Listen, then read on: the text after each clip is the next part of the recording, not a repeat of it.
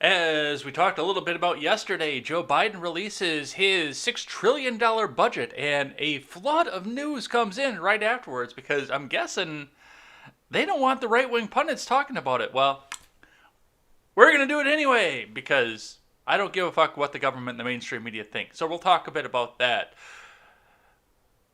The January 6th commission is set to be defeated by filibuster, so we'll talk a bit about what's going on there, including Mitch McConnell asking for favors.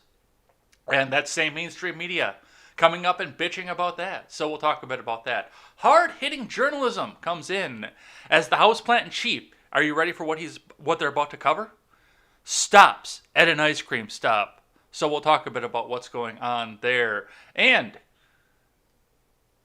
Chicago is unveiling its new rules for foot chases for the police. And what will they do? We'll analyze that together. It's going to be all this and more. Hey, hey, hey. Do you trust the plan yet? I'm Jay Edgar, and this is Contemporary.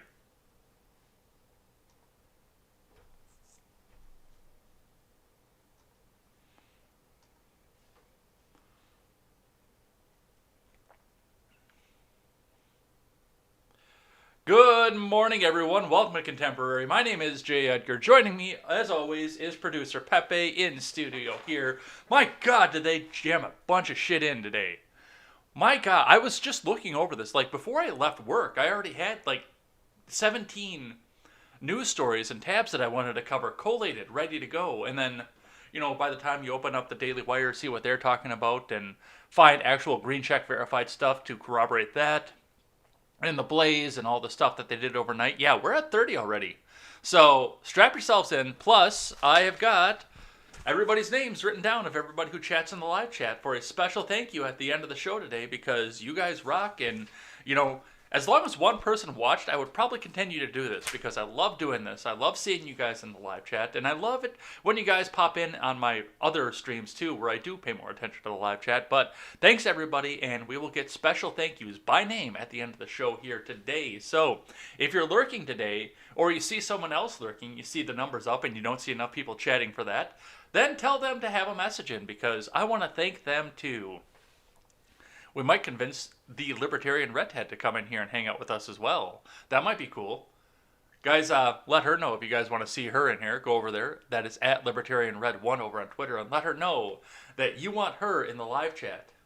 But we got to get into the news here because there's so much to get to here. But before we get started, speaking of the Libertarian Redhead, go out and check out all my friends over at the Freedom Scoop Media Group. We have The Breakdown with Birkenhoff, The Generational Gap, The Freckles and Brit Show, The R-Rated Conservative, and The Daily Ignoramus, which, given the amount of time we're going to be on here today, we are probably going to raid The Daily Ignoramus after the show here. So if you're over on Twitch, stick around after you see the credits and the title card play because then we can go over there and all hang out with Stephen Ignoramus together. I can't host on DLive, but I can host on Twitch. So we'll head on over there and we'll go say hi to his live chat too.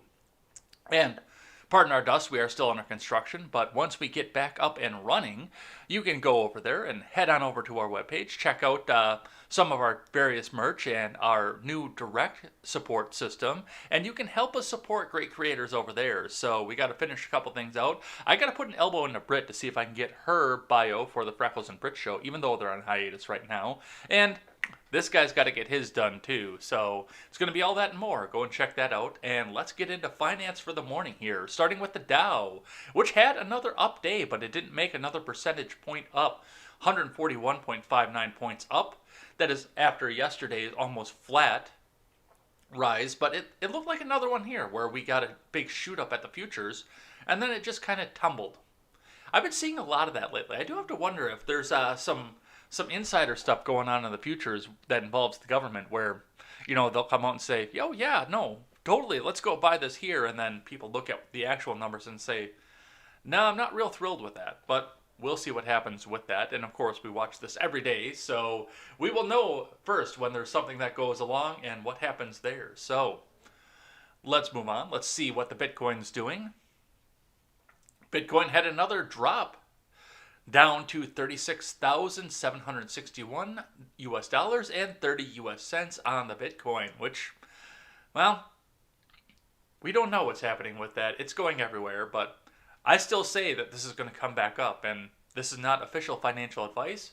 But what I can see from this is you're buying it on sale right now once again. But once again, consult your financial advisor before you make any big financial decisions.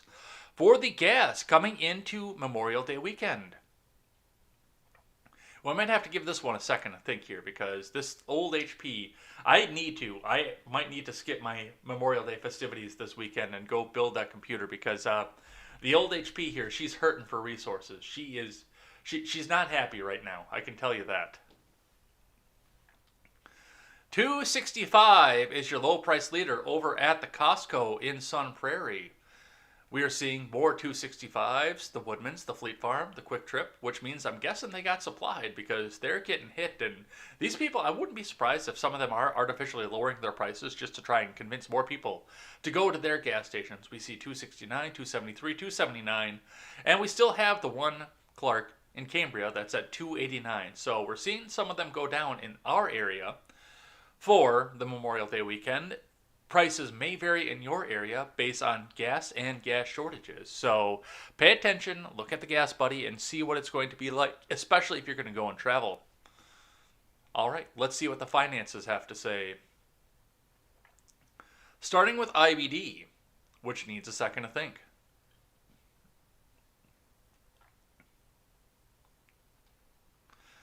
Dow Jones Futures rise on Salesforce earnings. GE, GM leads 7 buys in hide-and-seek stock market rally. From Ed Carson.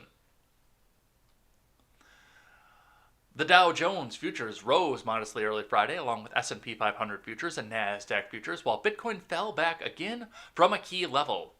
Thursday's hide-and-seek stock market rally that offered several new buying opportunities, including GM stock, General Electric, and FedEx. Dow Jones Giant, Salesforce, 360 Digitech, and Autodesk headlined key earnings overnight. Much like Wednesday, the stock market rally had quietly bullish session. Thursday, it's a hide-and-seek rally that's fun to play for keen-eyed investors. The major indices and tech giants such as Apple stock helped hide actionable stocks.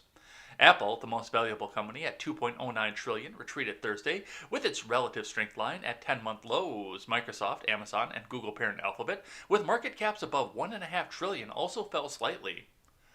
Meanwhile, Nvidia, ASML, that is not ASMR by the way, ASMR stock. Would you buy ASMR stock, you guys? Applied Materials, Adobe, and Salesforce stock had the modest declines to slim gains. In many cases, such as Google stock, Nvidia, and ASML, not ASMR, the pause was arguably positive, but the upshot for investors is that big and mega cap names masked stronger performance among leading stocks.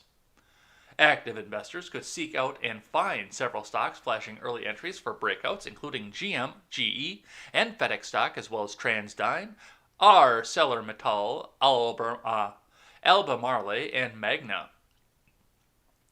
As those names suggest, the auto, aerospace, shipping, and steel sectors had strong sessions along with financials and many recent IPOs. Salesforce earnings, top views, CRM stock rose 5% early Friday, signaling a move back above its 200-day line. Shares of the business software giant fell 1.7% to $225.83 on Thursday. 360 Digitech earnings and revenue crushed views yet again, although sales growth slowed considerably. QFIN stock fell slightly in pre-market trade, a rare China stock performing well. 360 Digitech rose 3% on Thursday to $29.59, holding above a $28.61 early entry. QFIN stock has 35.25 buy point. That's a lot of numbers. Autodesk earnings modestly top views, but the design software maker's outlook was light. ADSK stock rose modestly in extended trade. Shares fell 2% to $286.67 on Thursday. ADSK stock has a possible trend line below 300 as well as resistance just above 300. The traditional buy point is 321.23. Costco, Box, Dell Technologies, and Ulta Beauty were other notable earnings. All could offer buying opportunities with strong moves on Friday. Groceries and snacks for the way to work. Box, I don't know what it is. Dell, for new computers once you're at the office and not sitting at home doing your stuff. And Ulta Beauty because, hey, you might have to start wearing makeup again. Google, Nvidia, ArcelorMittal, Adobe, Microsoft, and ASML are on the IBD leaderboard. ASML, FedEx, ALB stock are on Swing Trader. Yeah, I'm not doing that gag 2 more times. ASML, Google, Adobe, and Microsoft stock are on the IBD long-term leaders. QFIN stock, ASML, and Google are on the IBD 50. Your Bitcoin price fell 11% to below 36,000 as Bank of Japan Governor Haruhiko Kuroda warned of the cryptocurrency's volatility and speculative nature. Bitcoin hit a record 64,829.14 in mid-April, but its slide really took hold from May 9th when it began tumbling just above 59,000. The cryptocurrency fell to nearly 30,000 last week. Over the past week, Bitcoin topped 40,000 briefly several times, including Thursday morning, but fell quickly back generally to the mid-30,000s. On your futures. Dow futures rose 0.5% versus fair value. S&P 500 futures climbed 0.3%. NASDAQ 100 futures advanced 0.35%. New York Stock Exchange CRM stock is boosting Dow and S&P 500 futures directly and may be providing an indirect boost to NASDAQ-listed software names. The 10-year Treasury yield was flat at 1.61 on Thursday, which means your inflation is up, by the way. On Thursday, the 10-year yield climbed 4 basis points after reversing slightly higher on Wednesday. That followed a sharp 4-day slid in the benchmark Treasury yield. President Biden will unveil his $6 trillion federal budget for fiscal 2022 on Friday, which nobody wants to talk about that, so we will talk about that, signaling continued massive spending over the next several years, as well as after the pandemic ends.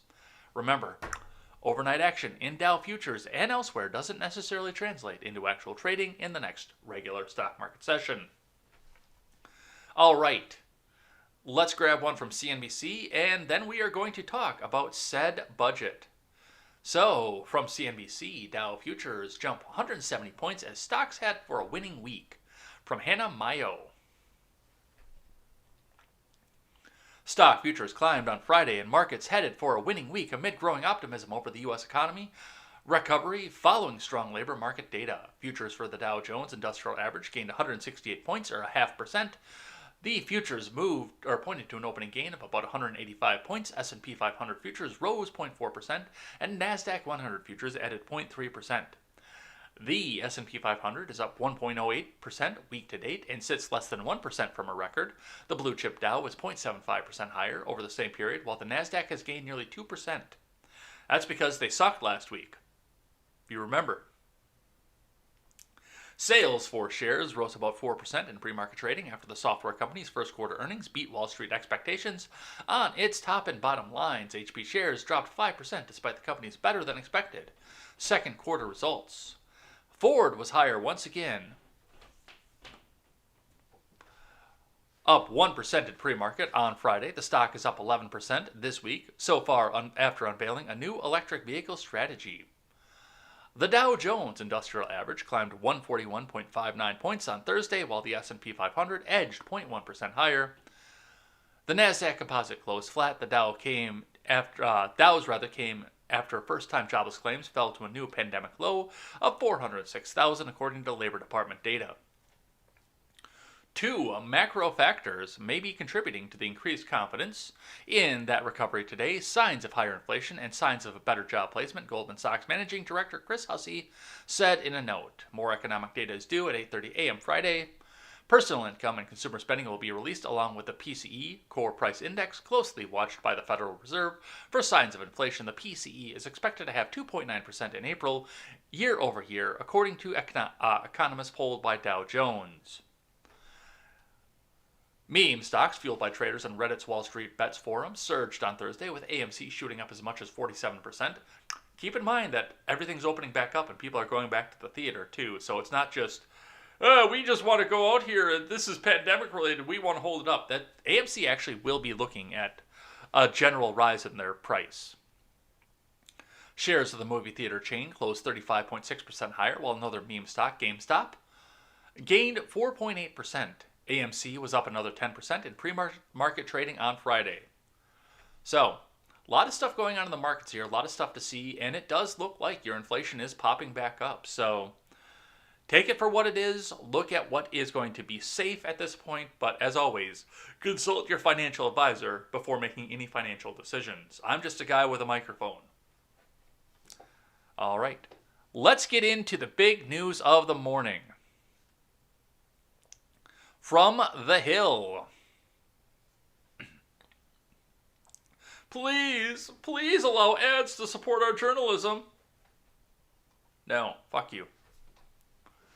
Biden to propose $6 trillion budget, increasing federal spending to highest sustained level since World War II. Report from Dominic Mastrangelo, Morgan Chalfant, and Niv Ellis.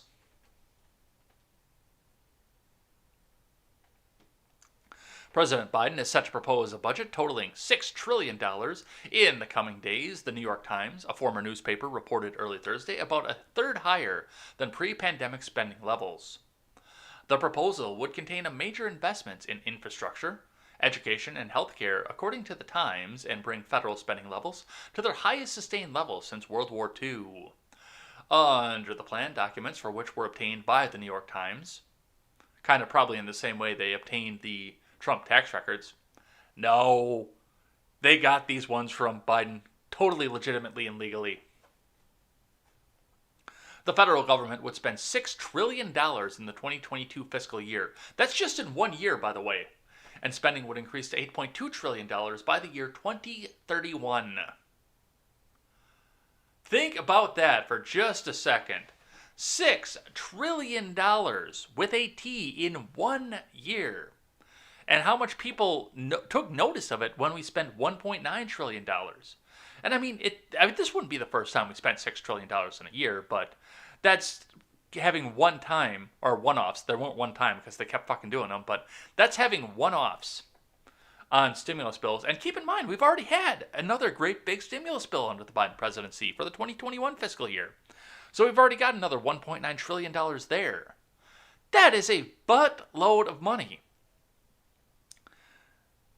And yes, I do anticipate that the Biden admin, or the financial advisors around the admin, are looking at this and saying, well, people are going to go back to work, so with everything that we inflated the currency to over the last year, we'll totally get that money up in tax receipts. No, we will not. I promise you, we will not get that kind of money in tax receipts, especially if you keep taxing the good jobs and shipping them up overseas, and everyone goes back to working at fucking McDonald's. You're not going to get those kinds of tax receipts.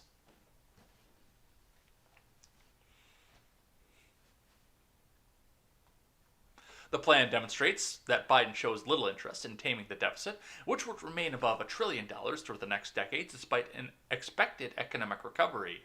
The deficit only exceeded that level in the 4-year period following the Great Recession, and again after the COVID-19 pandemic slammed the economy. Well, that's because they cut taxes and didn't cut spending to go with it.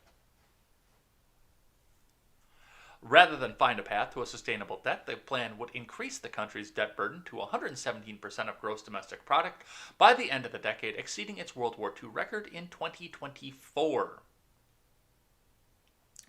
Writ large, the budget proposal, which the White House is expected to formally lay out on Friday. Oh, we're going to war somewhere. We are going to war somewhere because they have got to distract from this. If the Hill is telling you you are going too far, you're going too far. Which the White House is expected to formally lay out on Friday, is an unabashed call for a bigger role for the government in the U.S. economy. Let me read that again because I don't think I scared the shit out of you guys enough. An unabashed call for a bigger role in the government in the U.S. economy. Because that always turns out so well.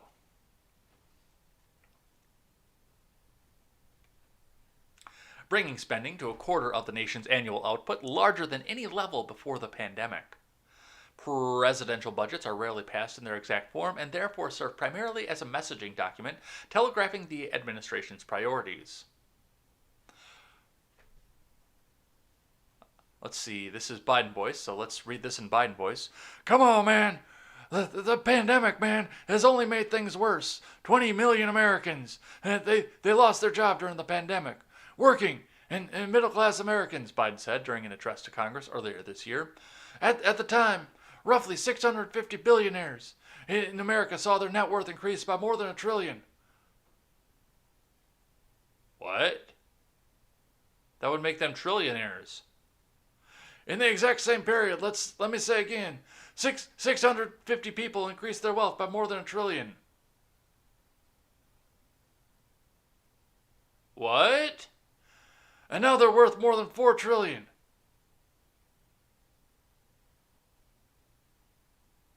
No, that would make them trillionaires, you senile old fucking coot. My fellow Americans, trickle down economics has never worked. It's time to grow the economy from the bottom and the middle out. It assumes the passage of Biden's American Jobs Plan and American Families Plan, which call for robust investments to rebuild aging infrastructure, bolster climate-friendly technologies like electric vehicles, and dramatically expand the social safety net. It does not include other major proposals Biden has endorsed, such as an overhaul of unemployment insurance or the addition of a public option for health care.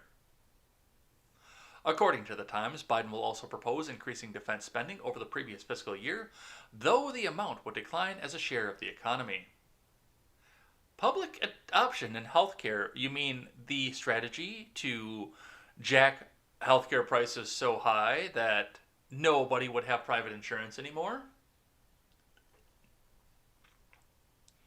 The facet of the budget proposal is likely to anger progressives who criticize the president's skinny $1.5 trillion budget proposal for 2022, which only covers discretionary spending, the portion of spending Congress approves on an annual basis.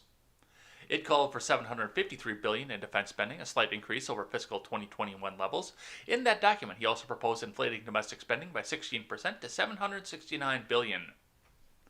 So, a lot of stuff going on here, and I got a couple other articles I want to talk about with this, but yeah, I mean, they're telling you, first off, the Hill is saying you're going too far, but second off, they are pointing out what is accurate. The president does not make the budget. He suggests a budget. That's true. The president can absolutely suggest a budget, but it is Congress that has the purse strings, and they're the ones that can look at this and say, yeah, no, that's cool. Well, we can do that. Or, fuck that, we ain't doing that shit. So, I got a feeling there's just going to be some omnibus in here, and the budget isn't going to be there, but, you mean, wouldn't it be nice to have a budget again? I mean, we haven't had a budget since W, who put 2 wars on the credit card, W. But we'll see what's happening there. I got one from CBS. What to know about Biden's first budget? Let's see how much the writers here suck off Biden's wrinkly old cock. From Catherine Watson and Sarah Cook. President Biden on Friday will propose Congress the budget for the fiscal year 2022 as he tries to make the case that it's time for America to spend big. Mr. Biden's budget includes trillions for his infrastructure and family plans, and it's expected to top former President Trump's $4.8 trillion proposal last year, which I wasn't a fan of either. Mr. Biden's budget proposal is just that, a proposal. Congress has the final say. Mr. Biden didn't explicitly confirm the reported top-line $6 trillion figure in a Thursday gaggle with reporters on Ohio, but he didn't deny it either. Yeah, we'll be talking about that a little later in the show, too. That hard-hitting journalism. The budget proposal comes as the White House continues to negotiate with Republicans and Democrats on a potential infrastructure bill. What the Biden admin calls the American Jobs Plan, the Republicans propose spending less than $1 trillion on infrastructure, far less than what Mr. Biden had wanted, but more than Republicans had offered initially. Yeah, I've got that article up in here too. As of Thursday afternoon, the president hadn't yet had a chance to review the counteroffer made by Senator Shelley Moore, Capito of West Virginia, but said that they would meet sometime next week. But Republicans and Democrats are far apart when it comes to how to pay infrastructure. Republicans are more open to user fees, while Democrats want to raise taxes on the wealthy and corporations, which is a tax on you. Because the corporations and the wealthy don't pay those taxes. They pass them on in product costs. The president's budget is a blueprint from which Congress can work.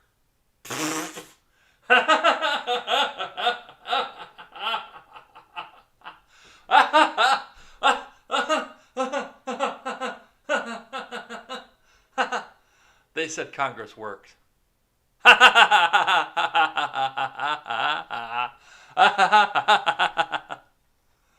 I found that probably more funny than you guys did. It also gives a clear picture of a president's priorities. Mr. Biden has already outlined much of the spending. He wants the American Jobs Plan and American Family Plan. The budget also maps out what level of spending would mean for the deficit and debt. Congress has until the end of September to pass 12 appropriations or spending bills before government funding runs out. Omnibus, here we come! All right, let's move on. From CNN, GOP counters Biden's infrastructure plan with $928 billion offer as president's advisor slams opposition. From Phil Mattingly, Lauren Fox, John Harwood, Betsy Klein, and Kate Sullivan. That had been one hell of a Zoom call. Senate Republicans made a $928 billion counteroffer to President Biden's sweeping infrastructure proposal Thursday morning as one of the president's closest advisors rallies allies to embrace the White House's proposals. A group of Senate Republicans negotiating with Biden on infrastructure unveiled their latest infrastructure counterproposal Thursday morning, just ahead of the latest effort from the president to put the spotlight back on his sweeping economic agenda. The offer falls short of the $1 trillion that the Senate Republicans had said Biden was open to during their White House negotiations. According to a document obtained by CNN, the GOP offer includes $506 billion for roads. God, I fucking hate roads.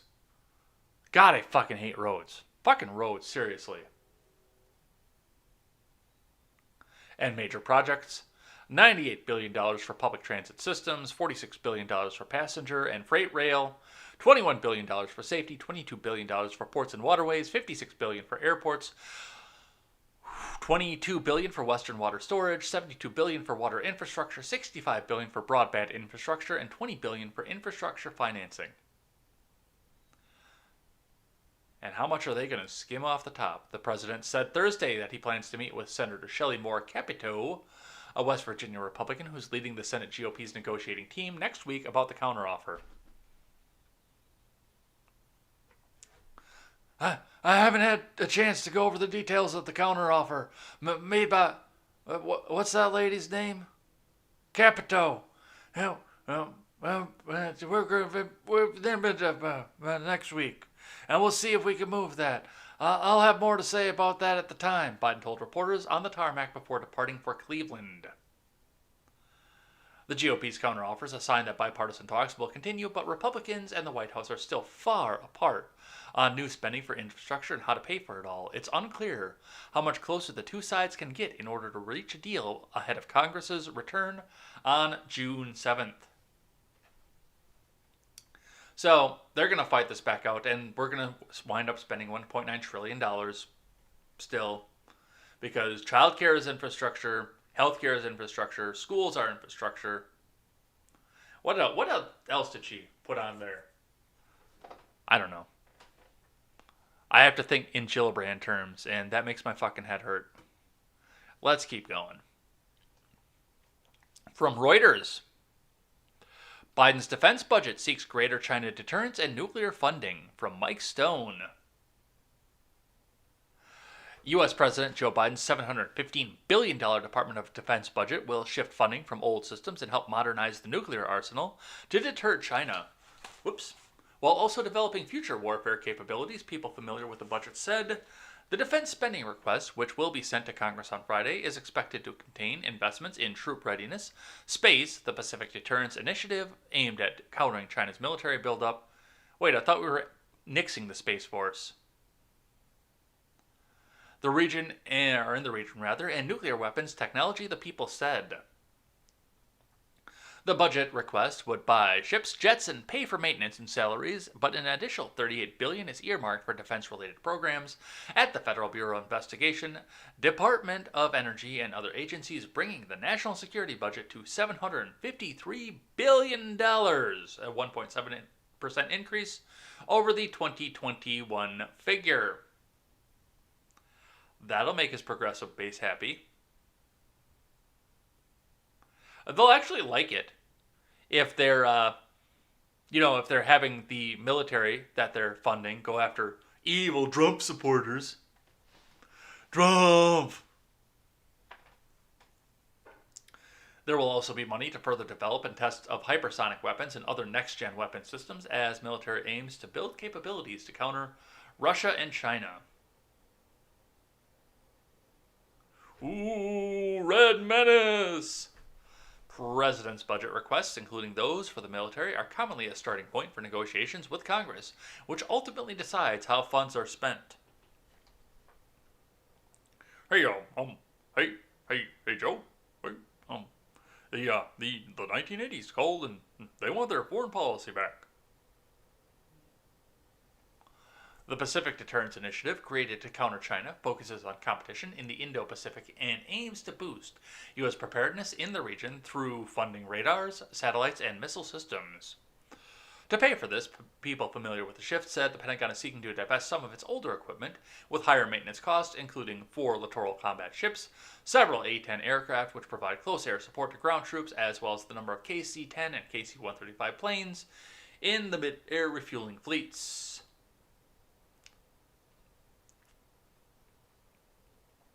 Yeah, that's going to go over well with the progressive base. The birding wing is going to love that. All right, let's keep going. I got another one from CNN for you guys. Let's shift gears and talk about January 6th again, because, It's not that long ago. It's only fucking May.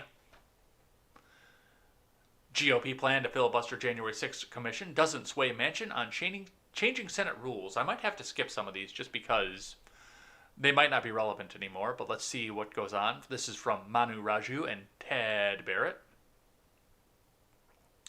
Senator Joe Manchin implored GOP senators to get behind a bill to establish a 9/11 style commission to investigate the January 6th Capitol attack, but he bluntly said he wouldn't support any effort to gut the filibuster if Republicans succeed in blocking the measure. Manchin, the West Virginia Democrat and crucial swing vote in the 50-50 Senate, has long said that he would not torpedo the Senate's rule to require 60 votes to overcome a legislative filibuster, something he believes is designed to force consensus in the polarized body. But with Republicans now poised to make their first successful legislative filibuster against a bill setting up a commission, Democrats want to ramp up pressure on Manchin to change the course and support the so-called nuclear option. You're going to regret this. Oh, you're going to regret this.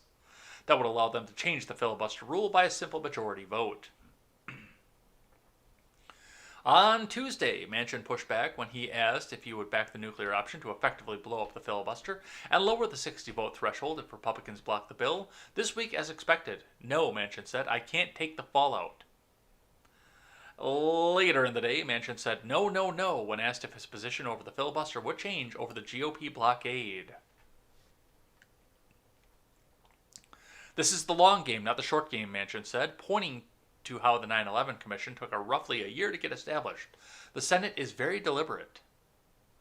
The bill would require at least 10 Senate Republicans to vote with all 50 members of the Democratic caucus in order to pass the legislation and send it to President Biden's desk. But as of Tuesday, just 2 Senate Republicans, Mitt Romney of Utah and Lisa Murkowski, have specifically said they would vote for the bill. Murkowski is not making it through re-election. And I can't believe Romney did.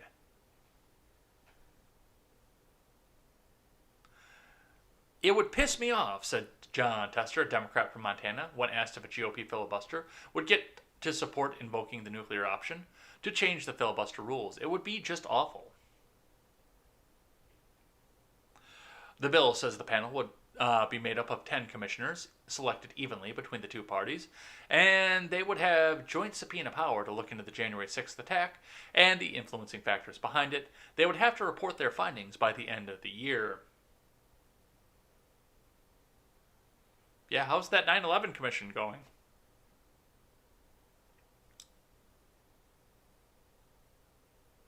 Senator Susan Collins, the main Republican, is floating changes to the House-passed bill over her concerns that the staff of the commission could lean Democratic because of the power of chairmen to influence hiring. She also said that the investigation could last into 2022, an election year that would make it vulnerable to political influences. This is all political at this point. None of this has any basis in reality at this point, and what does have a basis in reality is being taken care of by the executive branch, by the FBI, and by the DOJ. Why do you need to get involved in this?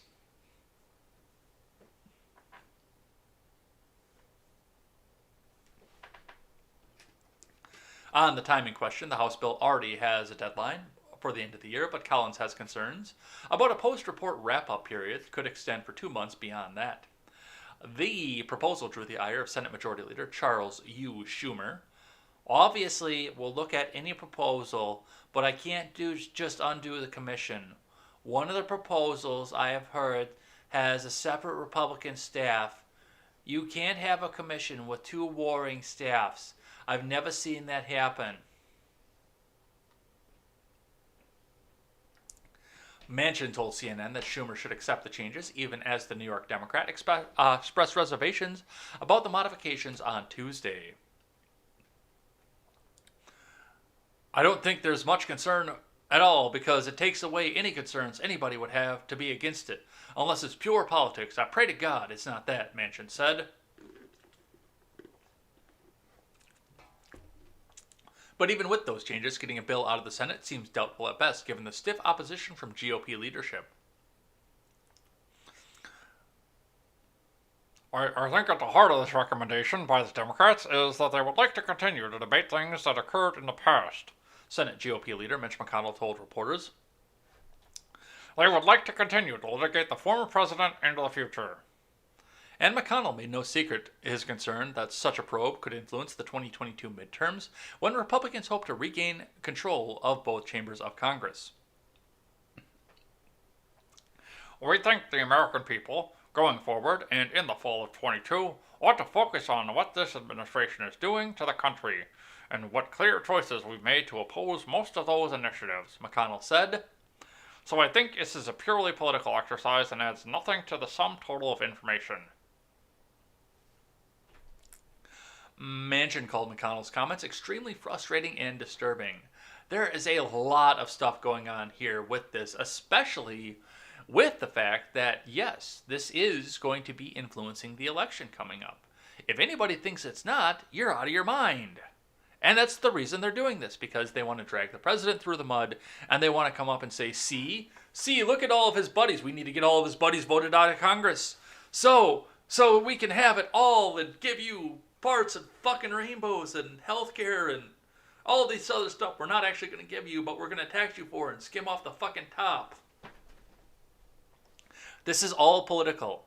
This is political theater meant to make advertisements for the 2022 midterms and the 2024 presidential election, in which they know that President Trump is probably going to run. Because they know that the New York State Attorney's Office has fucking nothing.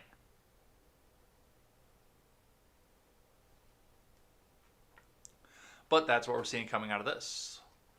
Let's grab this video here for you guys. Mitch McConnell has reached out to certain Republican senators and asked them to vote against the commission as a personal favor, according to this. Let's have a listen. It's CNN, so it's, completely unbiased, right?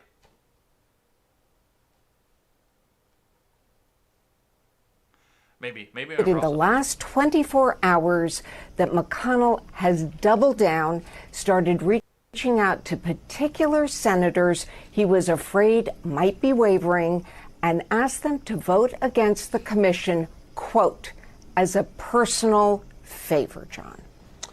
Jamie, it is not unprecedented. It actually happens frequently that a leader asks members of the caucus, Democrats and Republicans, I need this one. You have to take one for the team. But this is not any vote. This is not a budget vote. This is not to somebody get a committee assignment. This is about an attack on the United States government.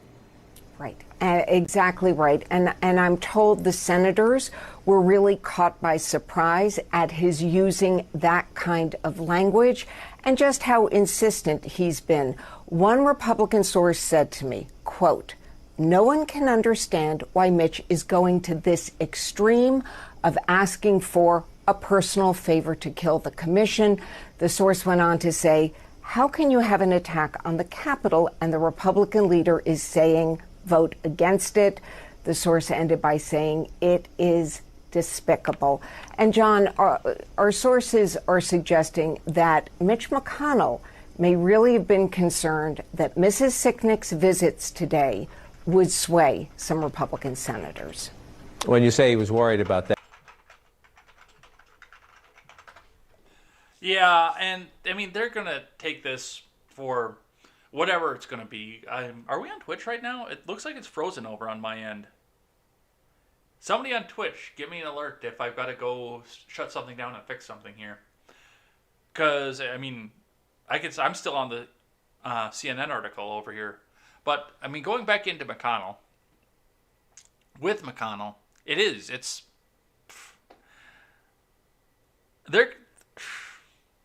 McConnell's like President Trump at this point.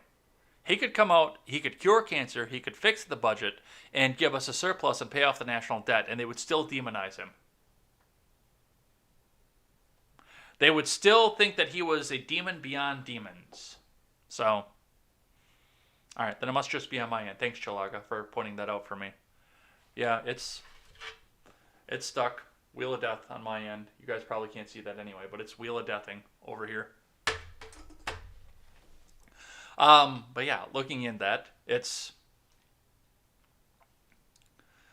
And Ryan Goodman points out, too, that McConnell's worried that visits by mother of fallen Capitol Police Officer Sicknick may sway Republican senators to vote for the January 6th commission. I don't know why. He didn't vote, or he didn't die from the January 6th Capitol Selfie Fest. He died from a blood clot. That's been medically released, and it just got fucking glossed over. But here we go. That's what we're going to see from that. Let's grab one from Axios. Manchin says he's not willing to abolish filibuster over January 6th commission, from Jacob Knudsen.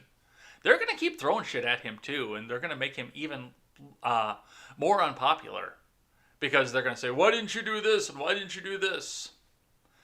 Senator Joe Manchin said Thursday he's not willing to abolish the legislative filibuster if Republicans block the creation of a bipartisan commission to investigate the deadly January 6th Capitol selfie fest, in which they are set to do within hours. It's so deadly that one person died, and that person was killed by the state. It's that deadly, you guys. Manchin, a crucial moderate swing vote, has blasted GOP leadership over the January 6th commission and said there is no excuse for any Republican to vote against the bill, but his view has not still changed that on eliminating or altering the filibuster, even if it prevents his party from passing key legislation. I'm not willing to destroy our government, no, Manchin said when asked if he would vote to end the filibuster if Republicans block the commission. I think we'll come together. You have to have faith that there's 10 good people, he added, referring to the 10 Republicans that Democrats need to reach the 60-vote threshold. The truth will set you free, Manchin said when asked what his message was to Republicans who are still holding out. Only 2 Senate Republicans, Murkowski and Romney, have publicly supported the legislation, which passed the House of Representatives last week with the support of 35 Republicans. Susan Collins has indicated she also supports setting up a commission, but said she believes the bill has flaws and needs to be corrected. Other Republicans have expressed concerns that the commission will be weaponized to damage them politically in the 2022 midterms. You think?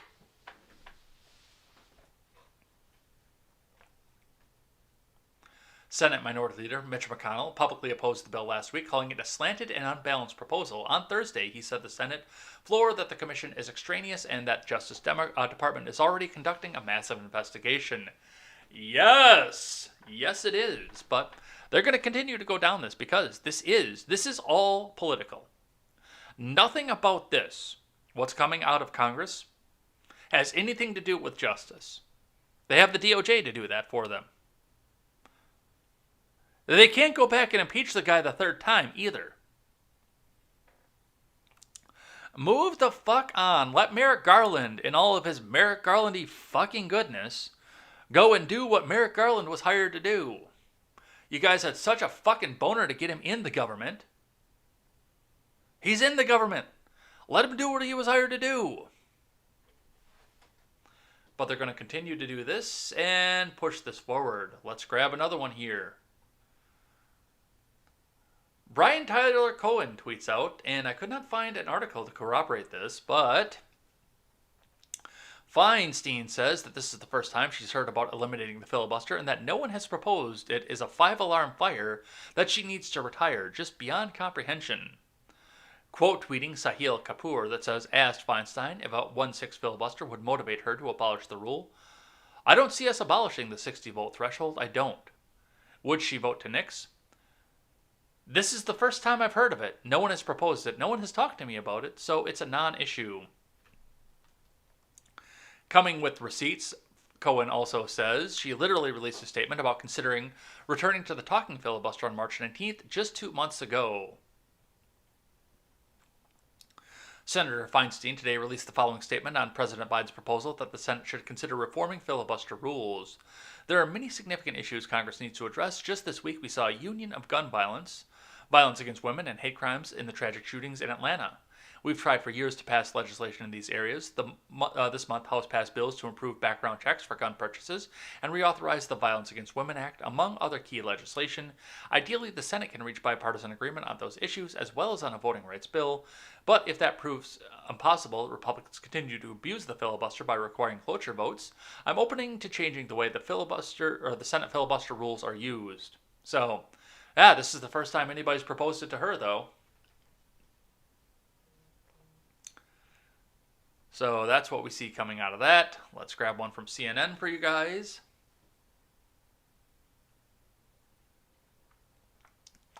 Paul Ryan. That just makes my eyes downcast just hearing the name Paul Ryan again. Paul Ryan enters the GOP's civil war by criticizing Trump's hold on the party, from Daniela Diaz. Former House Speaker Paul Ryan, and former good Congressman Paul Ryan, by the way, criticized former President Trump and his hold on the Republican Party during a speech Thursday night as he warned the GOP about drifting from the core principles of conservatism. What, you mean like going to war in the Middle East? Bombing brown kids? Are those the core principles? Or do you mean spending money hand over fucking fist because the Democrats said so, and rolling over as soon as a Democrat says to roll over? Is that the core principle of conservatism you're talking about? Ryan, a critic of the former president in the past, said at the Reagan Library in Simi Valley, California, that Republicans must move away from the populist appeal of one personality because then they're not going anywhere. Oh, so you'd rather have us bend to the will of the appeal of a fucking W, of a fucking Bush? Once again, we conservatives find ourselves at a crossroads, and here's the reality that we have to face.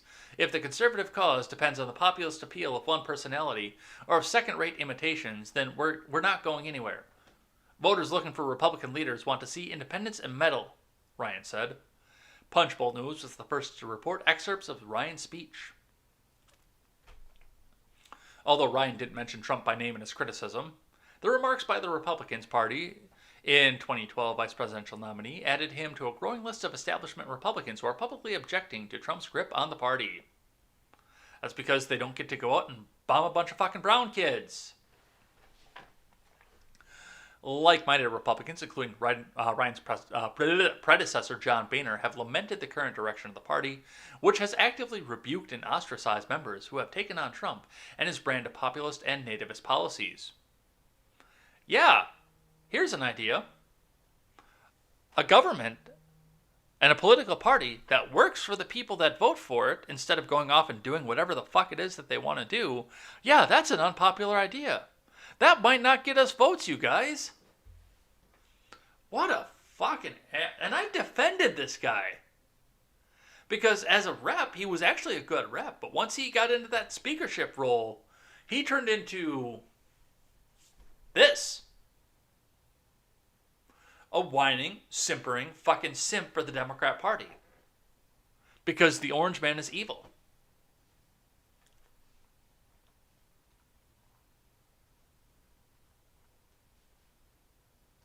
I've defended Paul Ryan. And I'm kind of pissed at myself for it at this point.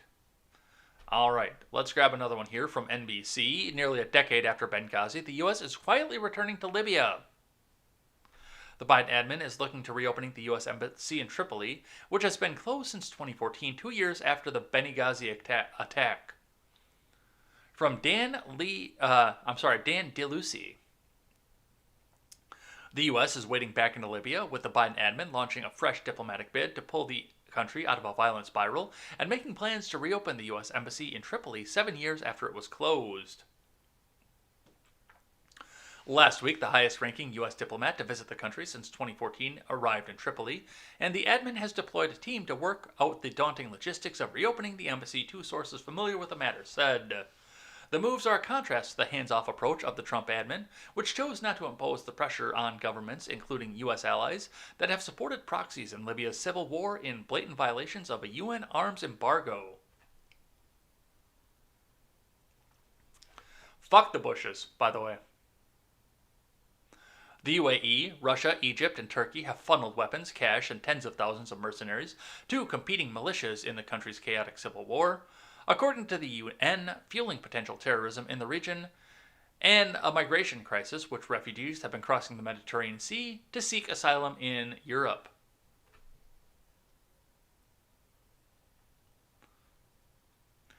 A report in March by a UN panel of experts described a veritable free-for-all inside the country as foreign powers fly in drones, transport aircraft, surface-to-air missiles, artillery, and armored vehicles, as well as mercenaries from Chad, Sudan, and Syria. Even considering a reopening of the U.S. Embassy carries political risks for the Biden admin, however, U.S. officials are mindful of the partisan feud that erupted in Washington after an attack on a U.S. diplomatic mission in Libyan city of Benghazi in 2012, in which U.S. Ambassador Chris Stevens died. Republicans in the House launched 6 investigations of the Obama admin's handling of the episode. Yeah, that was probably a little bit excessive, too. We all know who did it. We all know it did. You don't need to keep investigating it over and fucking over again. It's in the past. Move the fuck on. There's a Clinton involved. Nobody's going to prison for the thing.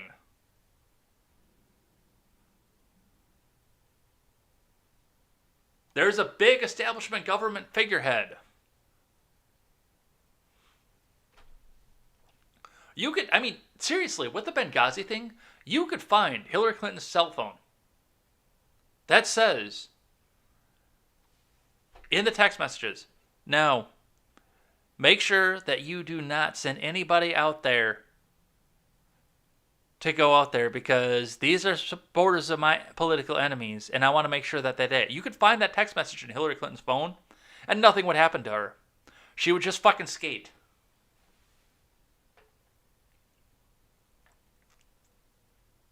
So stop investigating shit that nothing's going to happen from.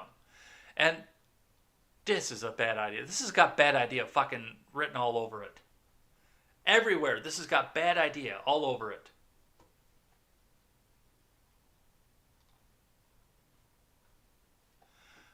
All right. From the New York Post, we still got a bunch to get to. We're almost an hour in. We've still got over half of the program to get to. Plus, you guys' chat too, by the way. Fuck the Bushes. Senate passes bill requiring Biden admin to declassify intel on COVID-19 origins, from Emily Jacobs. The Senate has unanimously approved a measure requiring the federal government to declassify intelligence on the origins of the commie fucking coup. The bill, offered by Senators Mike Braun of Indiana and Josh Hawley of Josh Hawleyland, was passed late Wednesday evening with unanimous consent, a method which expedites the proceedings if no present member of the Senate objects. The rare moment of bipartisan agreement came one day after President Biden ordered U.S. spy agencies to a 90-day investigation into whether the commie fucking coup was released by a Chinese lab. It was. The White House said Wednesday it isn't ruling out any possibilities, including the deliberate release of the virus. Speaking from the Senate floor after the measure passed, Hawley argued that the American people deserve to know about the origins of the commie fucking coup. We pretty well know about this already. We know what happened with this. We can deduce from the evidence that's put in front of us, and some people will go further down the conspiracy theory rabbit hole than others will. But the first 10 people to get sick with this disease all worked in the Institute of Virology. I don't need a Senate commission to declassify to know what the fuck happened here. Pretty sure I already know what happened with this. So this is a virtue signal. This is Josh Hawley playing on the fears of the MAGA people. Saying, make sure you vote for me upcoming this next time through, and make sure you vote all these Democrats out because they're just going to try to block this thing. This is nothing but a virtue signal. It's a good virtue signal, but we know what happened with this already.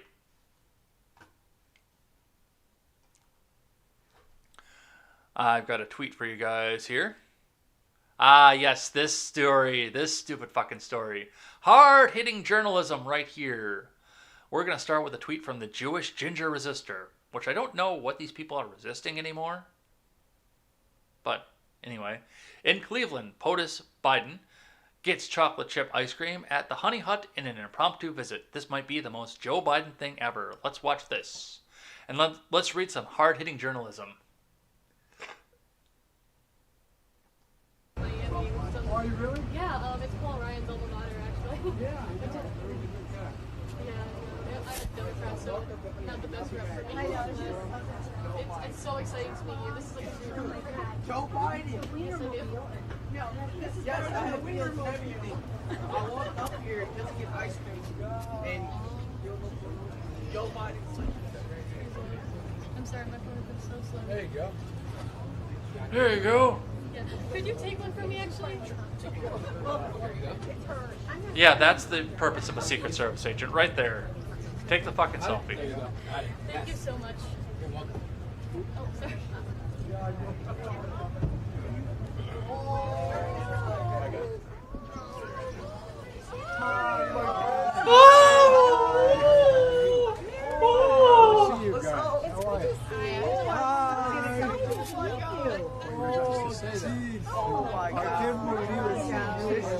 I vote for you. I voted for you! Oh my god! All right. No. I'm gonna be sick. All right. From WKYC3. Watch. President Biden stops at the Honey Hut for ice cream during Cleveland visit. From Ben Axelrod. Dating back to his days as vice president, ice cream has become every bit as synonymous with Joe Biden as his signature aviator sunglasses.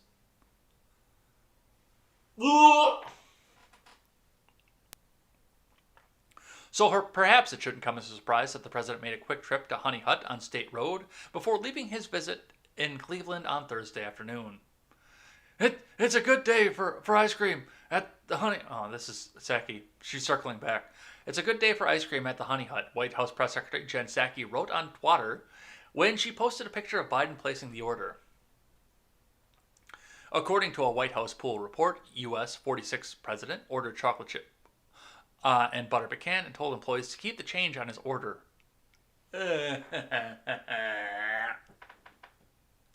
Which included 50 units of ice cream for the staff.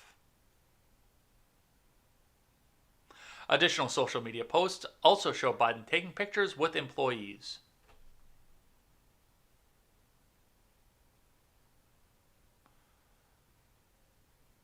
This is your hard-hitting journalism right here. Biden's trip to the Honey Hut came after a speech on the campus of Cuyahoga County College, where he toured the school's manufacturing technology center and discussed the state of the economy during a speech, as well as his $1.7 trillion infrastructure bill. You can follow a live blog of the Biden's visit to Northeast Ohio.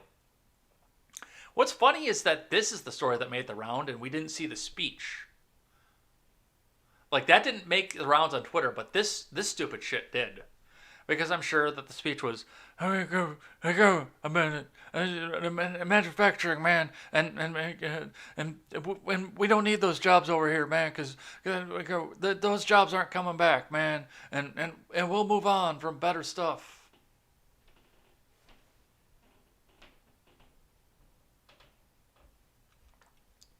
All right, but he can't stop without a chance to take a shot at his political enemies.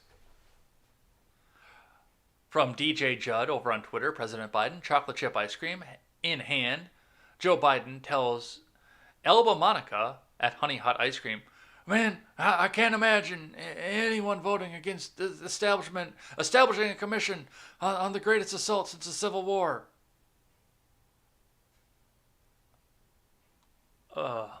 On the Capitol, but at any rate, I came for ice cream. This is it, folks. This is the shit you're going to get for the next 3.5 years. This is it, guys. Let's have a listen.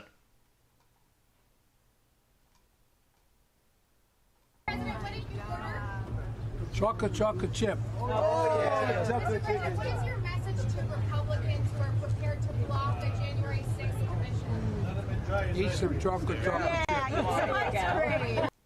Are you fucking kidding? I wish I hadn't been taking a drink when he said that. What are your message to Republicans? Eat some chocolate chip.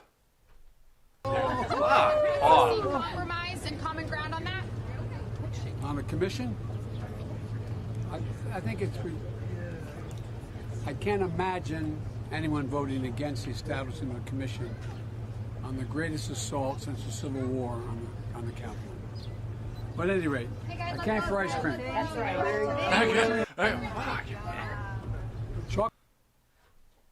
What a fucking joke. All right, let's move on. Let's get away from this fucking moron. Let's talk about this fucking moron instead. From Yahoo News. Representative Matt Gaetz eyes presidential run in 2024. From David Knowles, senior editor. Representative Matt Gaetz, Florida Republican, who is currently the subject of a Justice Department investigation into whether he had sex with a 17-year-old girl and transported her across state lines in violation of sex trafficking laws, is considering a run for president in 2024. Gaetz made the disclosure on Wednesday in a text message to the New York Post. I support Donald Trump for president. I've directly encouraged him to run, and he doesn't give me every indication he will. Gaetz told the paper, if Trump doesn't run, I'm sure I could defeat whatever remains of Joe Biden by 2024. Well, you're going to have to run against the human mattress because there's no way. I mean, it's possible, I guess, because they're jacking him full of as many hyper drugs as they can fucking jack him full of. But there's no way.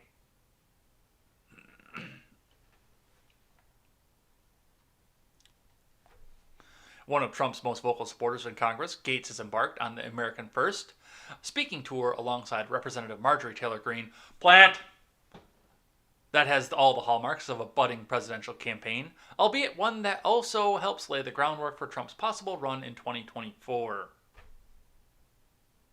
He does kind of look like Butthead, doesn't he? In Mesa, Arizona last week, Gaetz, 39, sounded very much like a candidate ready to inherit Trump's mantle. Should the 74-year-old former president decide to spend his retirement playing golf. Thousands of miles away in the swamp of Washington, they kind of hoped that this was all over, that our populist little revolt would run away and no longer be a part of our national identity, Gaetz told his audience. Oh, we're just starting. You're not a populist. You jumped on the populist train because you saw money and grifting power.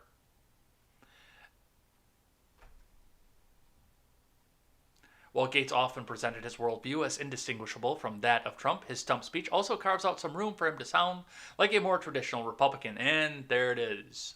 Bomb the fucking brown people. Let's go be a fucking Bush. Fuck the Bushes. But they're talking about him running for president too.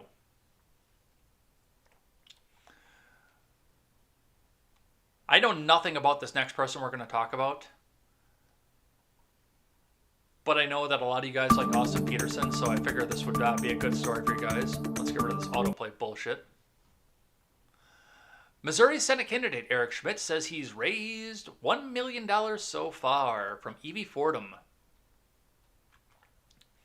Missouri Senate hopeful Eric Schmidt, who is currently the state's Republican Attorney General, said this week that he's already raised more than $1 million ahead of the 2022 race. We're off to a really good start. I mean, we raised $1 million in a pretty short period of time. The support's been great. We're going to continue to work hard because we can't lose Missouri, Schmidt said in a podcast interview on Thursday. I've won statewide twice by 18 points and then by 22 points, but those Senate races are always much closer than that, and a flawed candidate can lose Missouri. We've seen that happen. Republicans lose. I mean, Josh Hawley, who's doing a fantastic job, won by 6 points. And Roy Blunt won by 3 points. He continued. Schmidt's team confirmed to Fox News that they raised the money over the last 7 weeks. The support's been tremendous and we're working hard, Schmidt told Ruthless Podcast. Someone told me long ago you run unopposed or scared, right? And so you just work hard as you possibly can. And I think, again, having been around the state, people know me. The support has been really overwhelming. And that's what it's going to take to hold on to the seat, because the Democrats will look for any opening whatsoever to try to make people have to play in a state like Missouri. Other Republicans in the race include Eric Greitens and Mark McCloskey. Oh, that's going to be the one to watch. That's going to be the one to watch. McCloskey.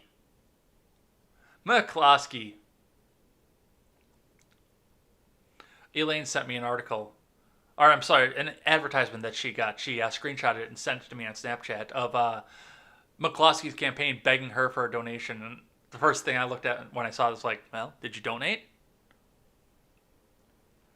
That is a meme candidacy if I've ever seen one right there. The McCloskey thing. Which, I mean, he works hard as a personal injury lawyer, taking money from people that don't deserve to lose it and giving it to people who think they're entitled. I mean, he would fit right in with the rest of the government at that point. Redistribution! He'd fit right in with those assholes.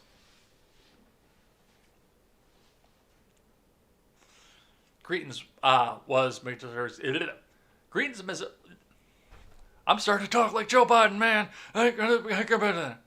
Greetings was Missouri's governor from 2017 to 2018. Greetings resigned as governor in 2018 amid allegations of sexual misconduct, which he denied, and charges that he used a veterans charity to set up a fund to fundraise for his gubernatorial campaign. The charges of violating campaign finance laws were dropped in a deal he struck with prosecutors. Yeah, maybe you shouldn't run that guy.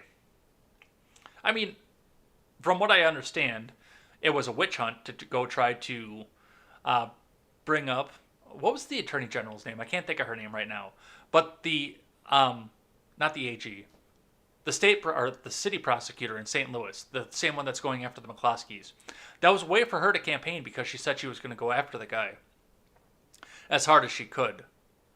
But even still, even though the guy looks like he was acquitted in a deal, that's still a bunch of baggage. Don't go with that guy. Don't go with that dude. That dude sucks. Well, he's probably pretty good, but that dude kind of fucking sucks. All right. Let's grab one from Politico. Keep in mind, it looks like you guys are going... Kim Gardner, that's it. Thank you, Quest. It looks like you guys are going hard. If you do see somebody that's lurking in there, remember, I'm going to read the names of everybody who chats in the live chat. Good or bad, and I'm going to read some of your live chat today too, but good or bad, I've got the names of everybody throughout the week. And we will thank everybody individually. Because you guys rock for coming in here and watching and conversing too. Good discussion. From Politico, BLM's Patrisse Cullors to step down from Movement Foundation. Yeah, that's probably a good thing too. From the Dissociated Press, a co-founder of Black Lives Matter announced on Thursday that she's stepping down as executive director of the movement's foundation following what she has called a smear campaign from a far-right group and recent criticism from other black organizers. And not the fact that she got caught buying millions of dollars of property. As a trained Marxist.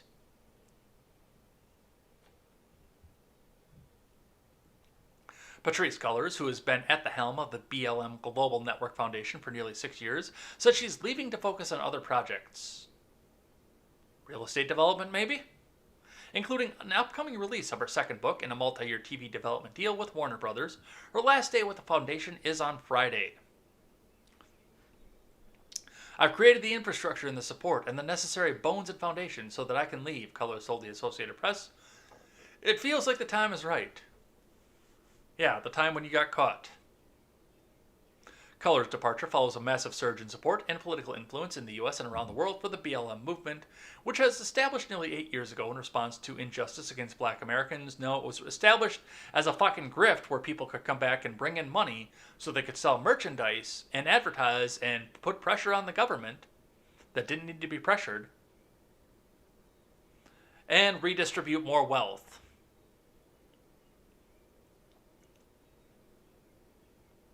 The resignation also comes on the heels of controversy over the foundation's finances and over Cullors' personal wealth. And there it is. The 37-year-old activist says her resignation has been in the works for more than a year. Bullshit! And has nothing to do with personal attacks she has faced from far-right groups or any dissension within the movement. Well, considering you just got caught buying millions of dollars in real estate, I don't believe you. But, bye-bye.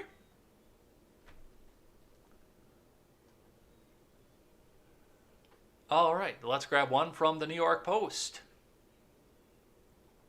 I think my ad blocker is failing because I'm seeing a lot of fucking ads all of a sudden. And I mean, it's still blocking some, but I'm still seeing a lot of them here. This one is hilarious. I got this from Not the Bee originally, but I went to a green check verified source to get it.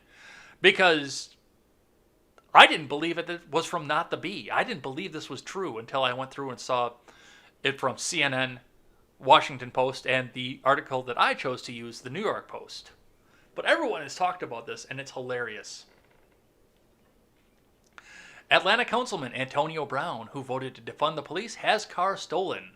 from Amanda Woods. An Atlanta mayoral candidate who voted to sequester $73 million from the city's police department budget reportedly had his car stolen by a group of young thieves this week and wound up thanking cops for their help. Let me read that again for you guys. And wound up thanking cops for their help. That's awesome. That's amazing. City Council member Antonio Brown had just gotten out of his white Mercedes coupe, because of course it was a white Mercedes coupe. He's going to defund the police, and of course he's driving around in a white fucking Mercedes. To speak to fellow community leaders, Ben Norman in the Northwest Atlanta's Dixie Halls Community Wednesday when he spotted 4 or 5 kids, the youngest only 6 or 7, WAGA-TV reported. The children were walking around a store, and within seconds were inside Brown's car, he said. One kid was in the driver's seat, Brown told the outlet. Ben attempted to open the door to get him out of the car. He fought with Ben, then engaged and tried to get him out of the car. The 3 others, kids were trying to figure out how to get in the car or stay out of the car. He started to hit on the gas. Ben let go. As he started to speed up, and I knew that if I'd not let go, I probably could have killed myself because he was going so fast. I would have started to tumble, he added, and I would have hurt him. Brown said he filed a report with the Atlanta Police Department that he had just voted to defund. And this goes, I mean, Styx has said this, I've said this, Tim Pool has said this. It's the same idea all the way around. If I was a police officer, I would have told Brown to fuck himself. And these guys have incredibly more patience than I do. These cops have way more patience than I do. Because these people, like Brown, don't want you there. So don't go there. They don't want you there. Acquiesce to what their demands are. Don't go there. If they don't want you there, don't go. Go serve and protect the people that want you around. But I love the irony that he filed a police report on Monday night, or Wednesday night rather. He filed a police report and then he thanked the police. And now he's going to defund them.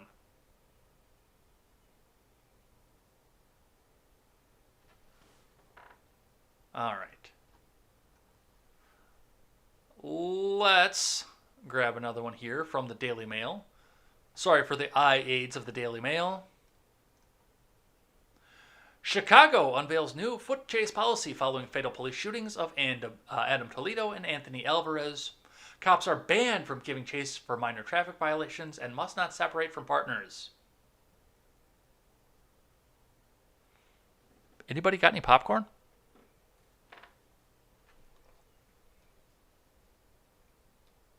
From Andrew Court for DailyMail.com and the Dissociated Press. The Chicago Police Department has announced a new foot pursuit policy that officials say makes the safety of officers and members of the public a priority.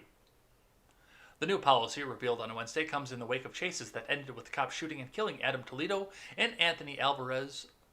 Toledo was killed on March 29th after he fled from officers on foot as they responded to reports of a shooting. The teen, who was armed, was shot dead by an officer after running down an alleyway in the dark. Just 2 days later, on March 31st, Alvarez was fatally shot in the back by a Chicago police officer while pursuit on foot for what Mayor Lori Lightfoot described as a minor traffic violation. He was armed with a gun. The new policy prohibits officers from giving chase on foot for minor traffic violation. It also bars officers from separating from partners if they can't see the person they're chasing or if the officer or the person is injured. I wonder how long it's going to be before one of these idiots takes a hostage after he's running and the police don't give chase and somebody dies because this person took a hostage, and then this whole policy is going to change. Anybody want to take bets as to how long this is going to be? But once again, if the neighborhoods don't want the police in there, don't go in there. Let them stew in their own, because a lot of the people in the neighborhood are saying defund the police as well. So if they don't want you there, don't go. Retire en masse at this point. You can go out to some of the rural counties out there that are looking and begging and hurting for officers. All right.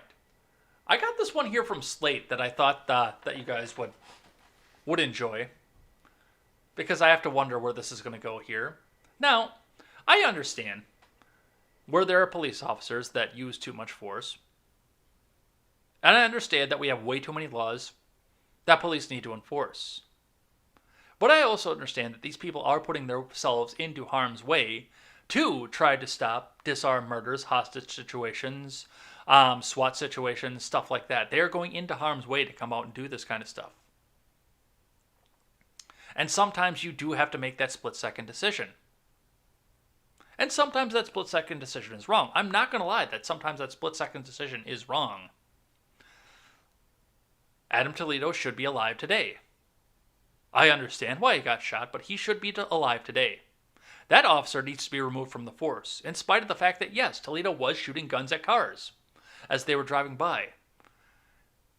He ditched the gun, he had his hands up, he was in surrender mode. That police officer should never be on the force ever again, once, for any reason whatsoever. Adam Toledo should be in prison, but he should be alive. But this Slate article here asks the question, what if cops needed permission to draw their guns? From Brian Shepard. A year has passed since the most notorious police murder of a black man this century, and so little has changed with each week. The public learns that yet another unarmed black man has been killed by the police, more often by gun than by knee. Some will find my characterization too reductive. The circumstances of a police officer encounter matter. They will say, but the simple truth about one black man in 1,000 will be killed by a police officer, and nearly 1 in 5 of those men will be armed. Okay, we're not going to go over the comparisons of this for any stretch of the imagination. That's been talked to death, and you can tell progressives that until you are blue in the face, and they still won't believe you. Police chiefs who also wish to serve and protect, or short of that, keep their jobs, must be open to significant operational changes. Here's one: make it harder for officers to access firearms. In the field, a loaded handgun is rarely more than inches away from a police officer's fingertips. This is true even when the officer is responding to a cat stuck in a tree, a car that is stalled in an intersection, or a teen with a spray can. Yet most of the tasks that officers perform pose little to no danger to them. Right, but you don't know that when you're walking up. While the granular data can be hard to come by, 3 police departments, all covering urban areas, have granted public access to statistics breaking down officer activity. These data reveal that officers spend only about 4% of their time responding to crimes of violence, or crimes of the browser locking up, which is probably going to kick me off YouTube for just a second.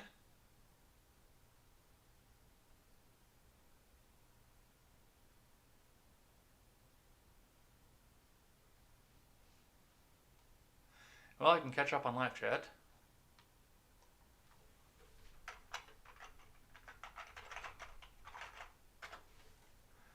All right, looks like we're back up and going here. Maybe, maybe not. Yeah, there we go.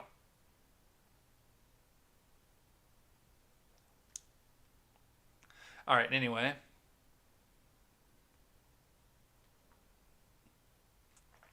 On the whole, police work is less dangerous than many other common jobs, such as farming, garbage collection, or driveway delivery vehicle, where death is about 2 or 3 times more likely to occur, according to data from the Bureau of Labor Statistics.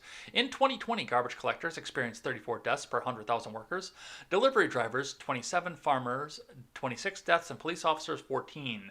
Perhaps then we shouldn't be surprised that more unarmed people, regardless of race, are shot and killed by police officers than police officers are themselves shot and killed. Okay, I've got one question to this. Now, once again, my advocacy is on ending the unconstitutional laws. I know that a lot of my libertarian friends are advocates of ending the police entirely. Some of them are advocates of privatizing the police, and I've made that argument against that numerous times. But this is where I want to point out to this. What do you think is going to happen to that statistic if the person who's out to enforce the law, that a person doesn't want to be enforced against them? The murderer, the person who's about to pay a fine, the person who's beating up his wife, anything like that. What do you think is going to happen to that statistic when the police officer is unarmed? People don't like run-ins with the police. And one of the things that has kept that statistic low, 14 per 100,000, is the fact that most sane people in the world know that if you take a shot at a police officer, you're likely to get shot. I don't like it any more than you do, and I do point out the fact that there are way too many laws on the books.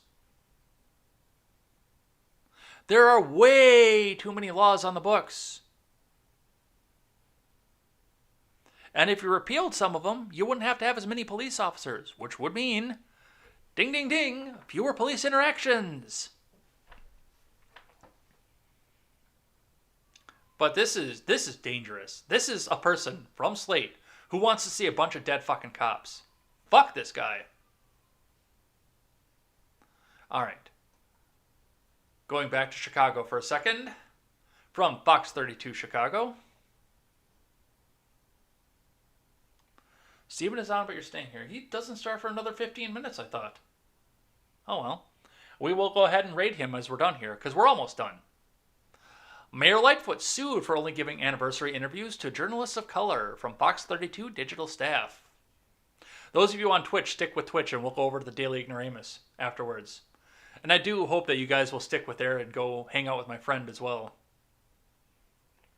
Or maybe we'll just have the browser lock up and we'll have to cut it early.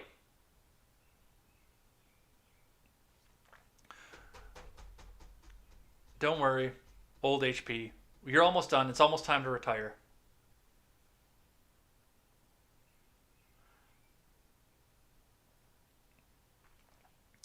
Mayor Lori Lightfoot is facing a lawsuit after her controversial announcement to only give one-on-one interviews to journalists of color. Thomas Cantonacci, a reporter with right-wing news site The Daily Caller, is suing Lightfoot in the wake of what he calls a violation of his First and 14th Amendment rights. Lightfoot criticized Chicago media last week in a letter condemning their overwhelming whiteness and maleness. Her decision to temporarily only speak to black and brown reporters for her 2-year anniversary in office, she said, was part of her lifelong battle to fight for diversity and inclusion. And there it is again. Come on, HP, just a little bit longer.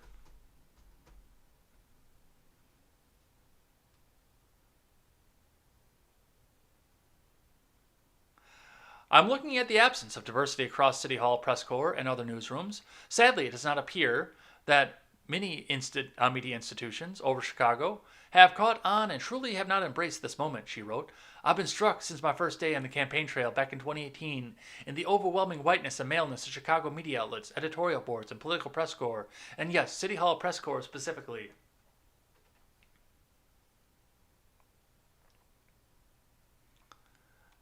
Preventing journalists from doing our jobs in such a blatantly discriminatory way is wrong and causes a disservice to our readers who come from all backgrounds, Cantonacci said in a statement. Every journalist and every person who consumes the news should be concerned by Mayor Lightfoot's actions. This affects everyone. I look forward to holding the mayor accountable. How long do you think it is before this guy gets pointed out as a racist? Because it sounds like he's a racist. It sounds like the mainstream media is going to label this guy a racist and try to blackball him from media. Are you ready for that? Because I'm ready to see it. All right, let's grab this one here from the New York Post.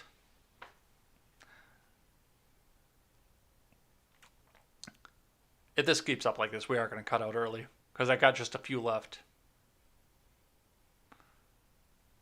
Amazon closes Connecticut construction site after 8th noose found, from Tamar Lapine. Amazon halted construction at a facility in Windsor, Connecticut for the second time in as many weeks on Wednesday after an apparent noose was found in the building for the 8th time in recent weeks. Workers found a red rope with a noose tied at the end and tangled in yellow electrical cables on the 5th floor of the planned fulfillment center. Windsor Police Chief Donald Melanson said at a press conference. The site had just reopened Monday after shutting down last week when the 7th apparent noose was found. The other 6 were discovered by workers during the last week of April. Investigators believe the rope found Wednesday had been there for at least 2 weeks, since that area of the site hadn't been worked on for that period of time. This was clearly a noose, Melanson told the reporters, calling the act unacceptable and a hate crime. Police evacuated the facility and called the FBI, which is also investigating. There's your government waste and your government bloat right fucking there. The FBI is coming into this. I want to see a picture of these nooses, by the way, because I want to see what this actually is. You know, like the fact that, once again, everybody in the world has a fucking smartphone. A smartphone in their pocket, and pictures like this, if they're actually nooses, go around all over social media everywhere. It's just like the thing with the Bubba Wallace thing, where he says there was a noose, but he didn't show us the noose. He just said there was a noose, and you have to believe me because I'm black. What do you want to bet that somebody in town is pulling the AOC card and trying to get Amazon shut down because they don't want all those jobs in there and supporting Amazon and tax breaks and this, that, and the next thing, and they're just trying to get this fucking shit shut down? Amazon and the construction team are offering a $100,000 reward for information that leads to whoever left the nooses at the site. I bet you this is hoax 8. Melanson said, in all likelihood, it's a worker who is responsible. So, we will see what happens. But it's shut down officially. Is it shut down permanently? I think so. All right. Couple more.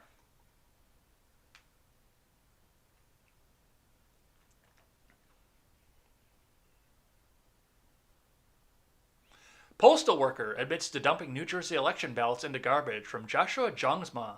This is over at northjersey.com. A U.S. postal worker from Hudson County admitted Thursday to dumping 99 election ballots from North Jersey into the trash last year, officials said. Nicholas Beauchene, 26, of Kearney, pleaded guilty after about 1,875 pieces of mail, including 99 general election ballots intended for West Orange and Orange, were found in dumpsters in North Arlington and West Orange in the fall of 2020, acting U.S. Attorney Rachel Honing said. The recovered mail was placed back in a mail stream for delivery to its intended recipients.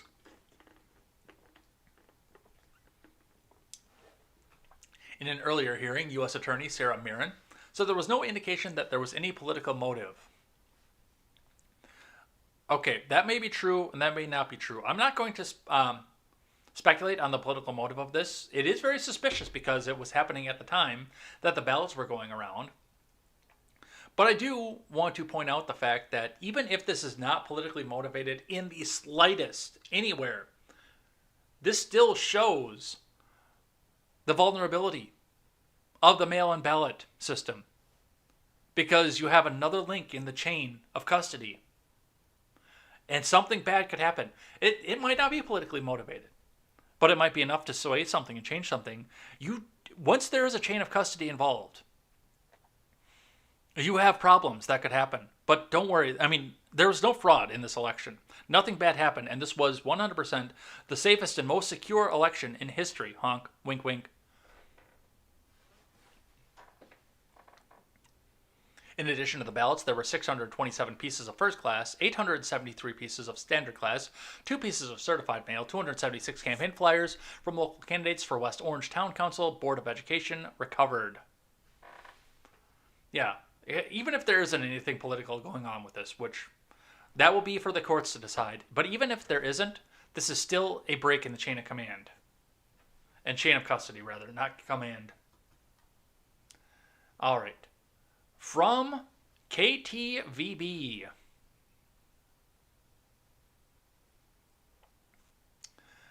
Lieutenant Governor McGeachin, acting Idaho governor, bans mask mandates. From the Associated Press, KTVB staff Betsy Z. Russell of the Idaho Press.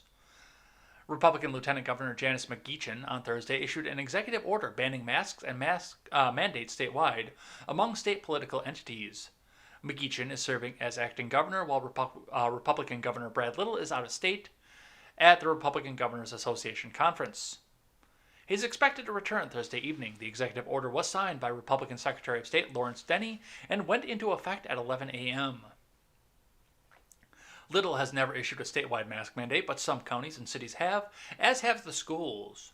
Many have been lifting the mandates as more Idaho residents are vaccinated against the commie fucking coof. The virus has killed more than 2,000 people in Idaho. Citation needed, please. Little's office sent KTVP the following statement after the executive order was issued by McGeechan. Governor Little has been out of state this week collaborating with other Republican governors, and the lieutenant governor did not make Governor Little aware of her executive order ahead of time. He is expected to return to Idaho tonight. The governor's office is reviewing the lieutenant governor's executive order. Governor Little has never put in place a statewide mask mandate. Throughout the pandemic, Governor Little has been committed to protecting the health and safety of the people of Idaho, and he has emphasized the importance of Idahoans choosing to protect our neighbors and loved ones and keeping our economies and schools open. Idahoans value local control and the local approach to addressing important issues. An expanded statement from the governor's office and the lieutenant governor's executive order will be made available for a more thorough review of the executive action. I think the lieutenant governor is going to get spanked on this one, because it should still be the decision of the locality first, which I know some of them are going to be a little bit more liberal than others, but it should be the decision of the locality or the county first, and then the business. And if the business wants to mandate, the business should be allowed to mandate. And you should decide whether or not you want to give them your business or not. And I specifically don't go to stores anymore that have a mandate on them, because now in Rock County, we have a choice. There are enough places open where you can go in with or without. And you don't have to give money to places that have a mandate. It's glorious. It's wonderful. It's beautiful. And I'm happy to see it. All right, 2 more. Then we'll do live chat. I promise.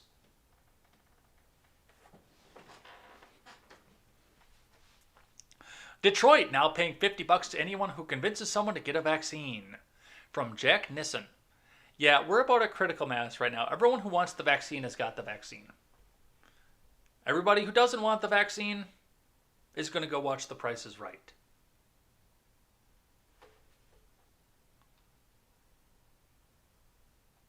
The Good Neighbor program, introduced last week, will help boost vaccine rates in the city, the mayor said on Wednesday. Mike Duggan is banking on the idea people will be more convinced to get a shot if their friend tells them to rather than experts tell them to. Nobody wants to listen to Dr. Fauci or me or Governor Whitmer tell them one more time to take the vaccine, he said earlier, but they will listen to their neighbors. Want to fucking bet? Under the expanded program, registered good neighbors can earn $50 gift cards for every Detroiter they usher through the vaccination process, from scheduling residents for their first dose appointments starting Monday to driving them to vaccination sites. The program is using grant money for the expansion. Currently, 30.7% of the city has gotten at least one shot, about 20% behind the state. Residents can go to the TCF Center, Northwest Activity Center, and community churches on the weekends. I'm not going to be that guy. I'm not. If you want to try to cash in on this $50 to get me vaccinated, I'm sorry, but you're not going to get the $50. Go look elsewhere. And it's shit like this. It's continuing shit like this that tells me that there's some ulterior motive to this. And I think it's safe. I think the magnet shit is bullshit. I think it's safe. I think the free market did its job with Operation Warp Speed. And the free market was the one. I was excited for this vaccine. I wanted to go take it once I saw what the free market could do. With competition, with Pfizer, BioNTech, Moderna, Johnson & Johnson, all competing to be the first one to get it out. All running at each other's throats, to pulling out all the stops, and the government, getting the government out of the way to get them to that. I was fairly excited for this to see, because I thought maybe we could use this to get the government out of the way of other things too. And then they started talking about mandatory. And mandatory said, nope, that's not for me. Once you start making shit mandatory, I don't want it. Because good ideas rarely have to be mandatory. All right. Last one. One more. From the JC. Nurse wearing Megan David necklace told, "I want to kill all of your people." From Noah Hoffman. This is over on the other side of the pond. A Jewish nurse who works at the Royal London Hospital was left shaken after being confronted in a hospital lift by a man who shouted, "I want to kill all your people." Hadassah Mayersfield, a 27-year-old neonatal intensive care nurse, has worked at the hospital for years, caring for newborn babies from a wide range of religions and ethnicities. Ms. Mayerfield was traveling in one of the hospital lifts on Tuesday when a man noticed her Magen David necklace and proceeded to shout at her. A second man in the lift, who was dressed in a religious Muslim robe, laughed along as he watched the confrontation. The man in question, who was not a member of the hospital staff, said, "So you don't support Free Palestine? How can someone who comes from people who kill all our innocent children get a job working here? I want to kill all your people. We need to kill all you people." Ms. Mayerfield said she felt shaken as she exited the lift and has reported the incident to CST. The nurse briefly spoke to a hospital security following the incident, but will be launching a formal complaint in the next few days. I'm sorry, this kind of sounds a little bit hoax-80 too. I'm not going to lie. But there'll be an investigation. People will question it. People will probably figure out who's going with it. It's not a member of the staff. It's one of those things where you do have to have a little bit of a thicker skin if you are going to do something like this. And a lot of times we see shit like this reported, and it does wind up hoax-80. But we will see what happens with this. And, I mean, if it actually happened, these people need to be condemned, because that was horrible to say. Just out of the blue, I want to kill all your people. But I got a feeling that we're not going to see a lot come back out of this. All right, what do you think? Let's throw some music up and let's do some live chat, shall we? It's that time of the week. It's the time of the week where we go back and thank everybody who had the decency to come back and watch this program. And remember, if your comments are sufficiently stupid or bigoted, they will raise the intellectual of this program and will absolutely get read on the air. Let's throw some music up.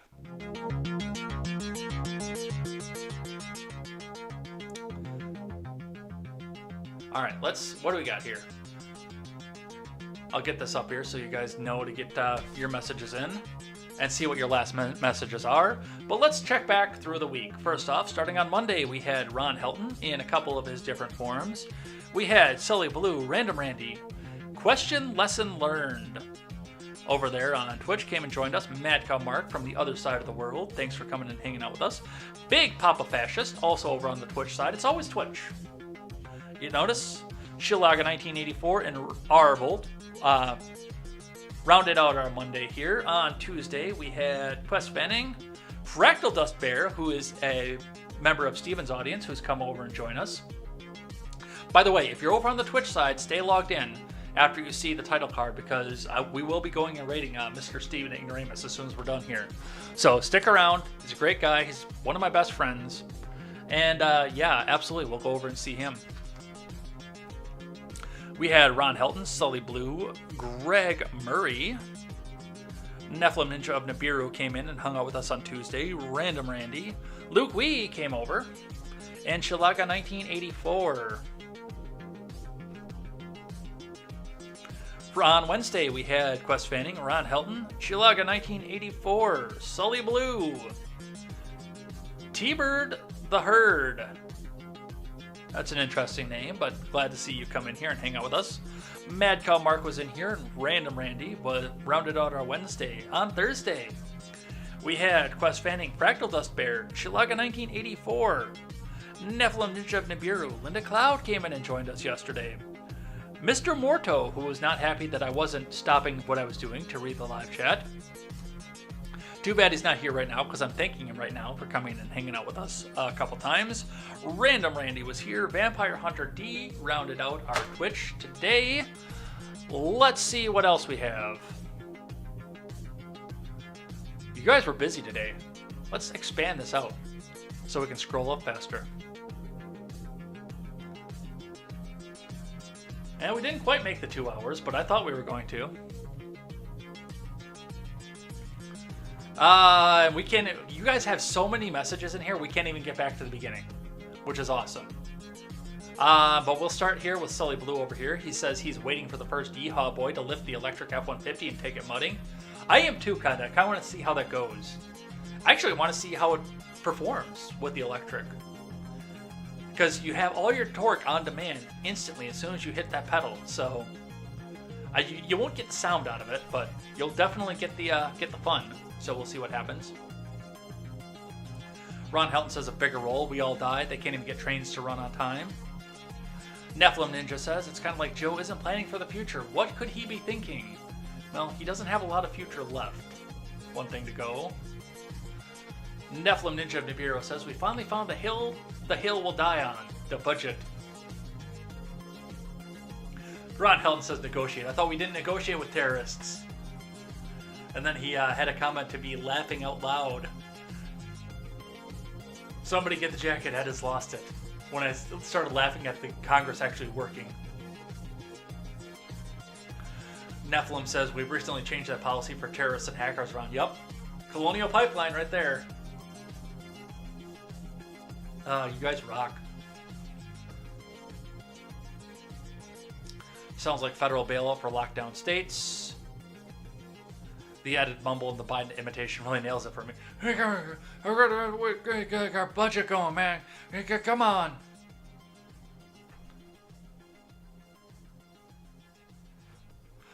Nephilim Ninja says, elderly mutant McConnell Turtle knows slow and steady wins the race. Quest Fanning is here.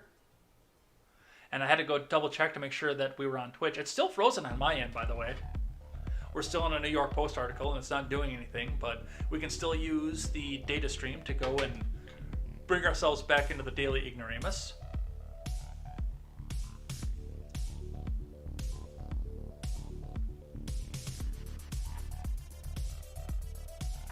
'80s Kid is here, says Twitch is okay. I'm running eBay and Twitch, both okay. I think he meant YouTube and Twitch.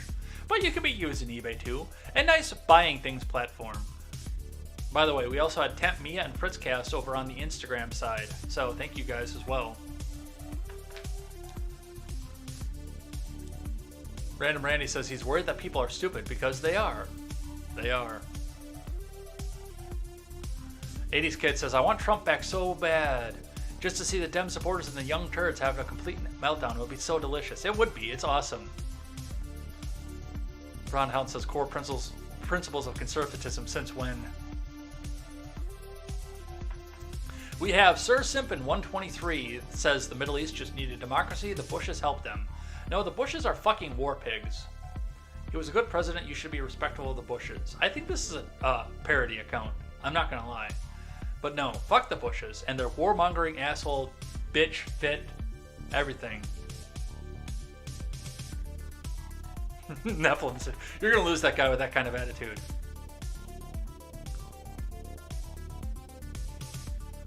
Quest Fanning says he got hundreds of thousands of people killed, and neither Middle Eastern populations nor America are better for it. I respect people based on their actions, not their titles. I do not respect George W. Bush. I don't respect HW either, for that matter.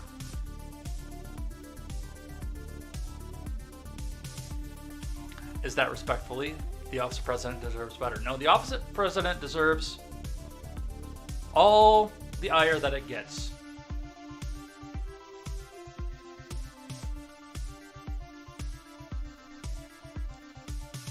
Quest Fanning says, sounds like you're licking W's boot. The office holder of the presidency should respect the people obeying the Constitution.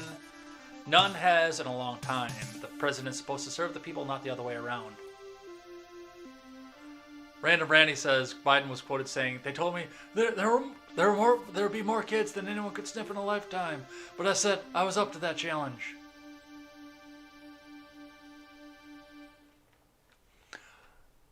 Quest Fanning, sounds like you hate the president also. I don't hate anybody. I just think he's a raving fucking retard.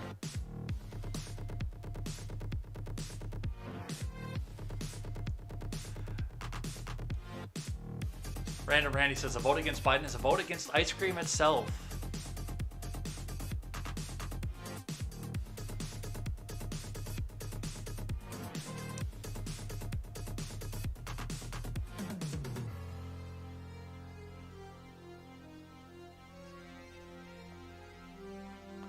Nephilim says, I wish we knew the medical secrets they are pumping Biden full of.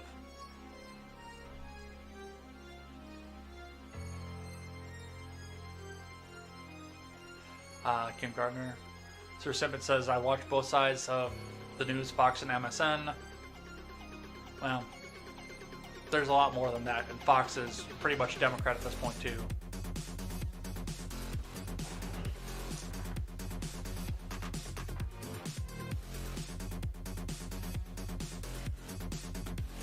Let's see. Random Randy says she actually claimed it was a socialist move because she bought those houses for family while also preaching that generational wealth is bad. Yeah. Quest Fanning says the worst thing to happen to the African American families in the past 60 years has been the disintegration of families. BLM is actively advocating for families' complete dissolution.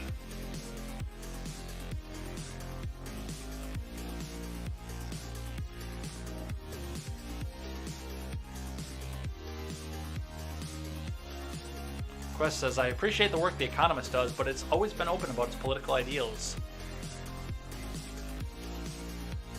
Oh, can I read that? Can I read that, Neff? I can't read that. I can't do that one.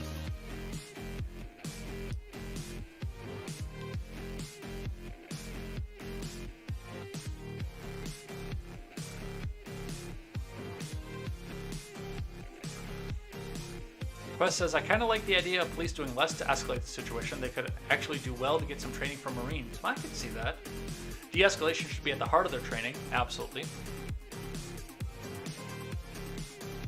Quest, those are hate statistics, and we can't use those. We can't use hate stuff. No hate statistics.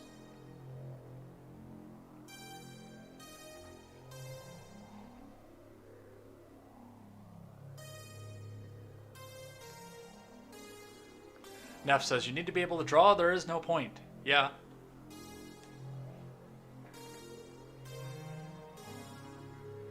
Yeah, isn't the point of the gun for use in an emergency? Yeah, it is.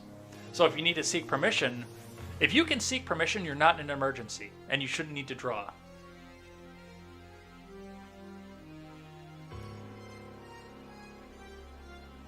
Steven is on, but I'm staying here. Yeah, we'll be going over there in just a second. Chilaga says, is Sir Simpin a Nep alt troll account? I don't think so, but he's been in here before. This is not the first time I've seen that name.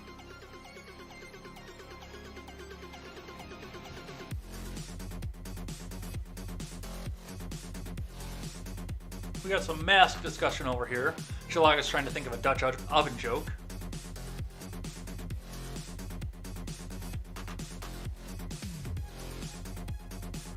Oh, it's 30-minute notice for Steven. Well, it's 9:11 at this point, so he probably is on. Because he usually starts at 9.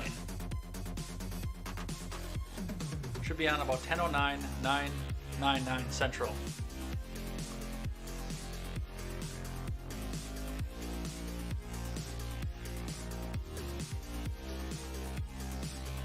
Chris, you seem like a nice guy, but I bet you drive a wagon, don't you? Wagons are cool. Oh, it is Neff.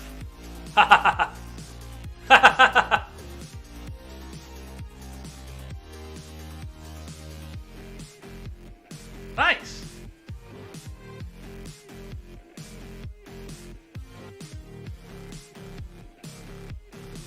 Yeah, the Outback is a nice vehicle. I would rather have a WRX personally, especially if it's an STI. Random says, I knew I'd seen Sir Simpin in Steven's chat. Yeah, I had too. Wagon Unity. Wear your masks.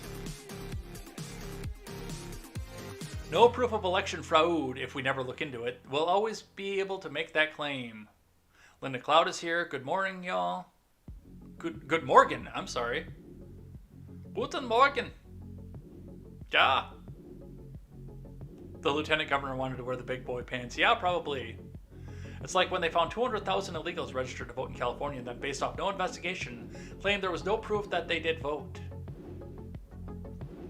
Ron says, so stores can practice medicine without a license, but individuals can't? Yeah, that's deep. Random Randy is in a loop, it looks like. Give da free tooch says hello. Hello. Give da free tooch. I know someone who works at Johnson & Johnson. So do I. I'm like an hour and a half away from Johnson & Johnson headquarters in Racine. Linda Cloud says, I've not had man-made drugs in over 25 years. I do not see getting a shot anytime soon. Shots make me cry. Ron says, my neighbors can go pound sand, bunch of jackasses. Why don't you tell us how you really feel about your neighbors? Ron Helton.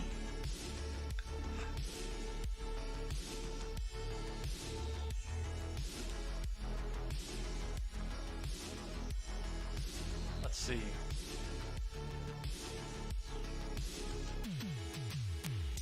Quest Fanning says, but Ed, can't you also want to take the vaccine? You shouldn't prevent yourself from taking the vax just because they want you to.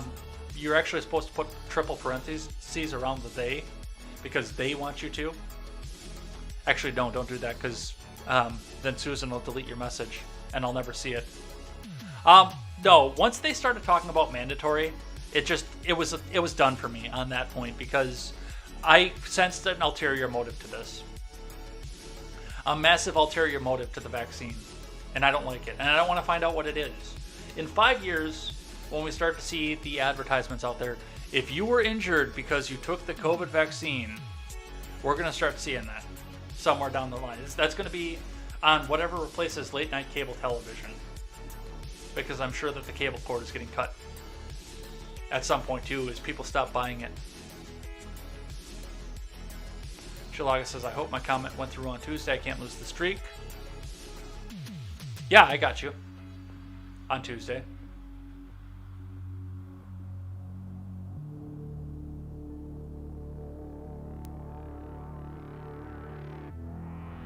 Too bad Macho Mondo, or whatever his name is, didn't show up here to tell you should be hitting the gym instead of talking politics. I did tell that guy that you do read the chat on Air Fridays, and you also read the rest yourself. My funny Ford comment didn't remain. I'll put it back in. We're almost to the bottom.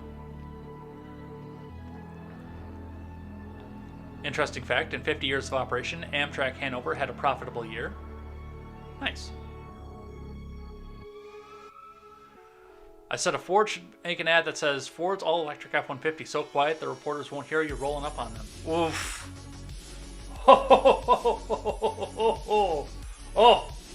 Oh, that's rough. The chainsaw was originally invented as a tool for childbirth.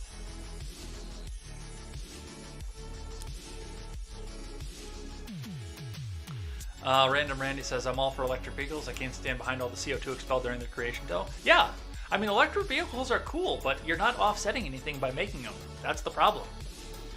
It's a cool idea. It's a cool concept, and the electric motor is... I mean, we still need to put some real-world testing to it, some real long-term testing to it on the road. Don't get me wrong, until we start seeing a bunch of them rolling around with 100,000 miles on them, and no major repairs, 200,000 miles, 300,000 miles with no major repairs, I'm not going to be convinced that they're going to be a long-term solution, but they're cool. You get full field torque as soon as you step on the pedal. It's a cool idea. But you're not offsetting anything, you're just buying a really cool vehicle. Quest switched over back to Twitch. Yeah, the music. And I like, like when we do Ed Talk too, I like actually popping on there and throwing the music up and talking to you guys instead of just sitting here and reading the news every morning. I love doing Ed Talk. I wish there wasn't a holiday weekend because we do it tomorrow. But I know that I want you guys spending time doing your barbecues and your families tomorrow, not sitting here watching live stream.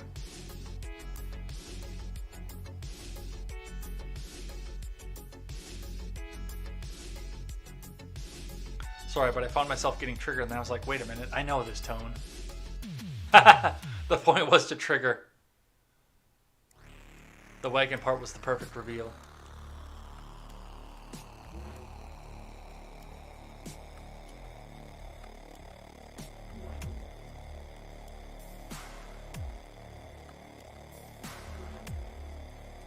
How does Neff remember the passwords for all these alt accounts? After I also realized after switching to YouTube that you had a wrench. I think you changed the name on it. Same account, right? That's how you have the wrench. No, actually, with the Twitch side. Well, actually, let me look. I want to scroll back.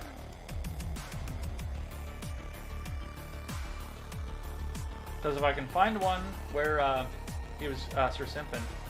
Yeah, he doesn't have a wrench over there. He only has a wrench on the YouTube side because the Restream robot has a wrench. That's the only reason he's got it there. Because the Restream robot has to have admin privileges in order to post in.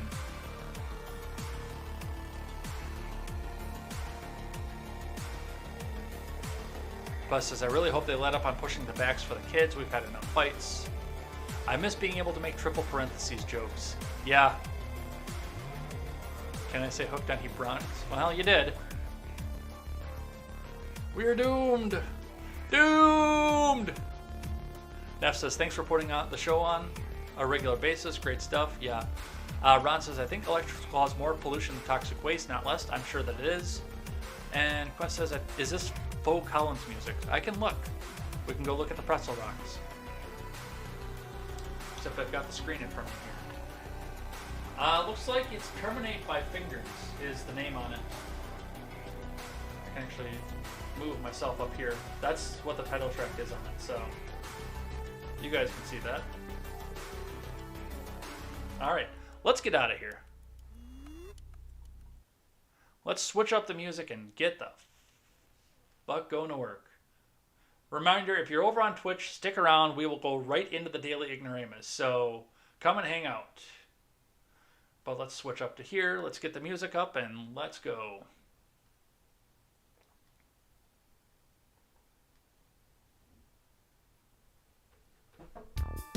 Alright, well thanks everybody who came by and chatted. That was a great lively live chat reading session. I was very excited for it and to see all the fun stuff and Sir Simpin out there getting a bunch of messages and helping the engagement as well.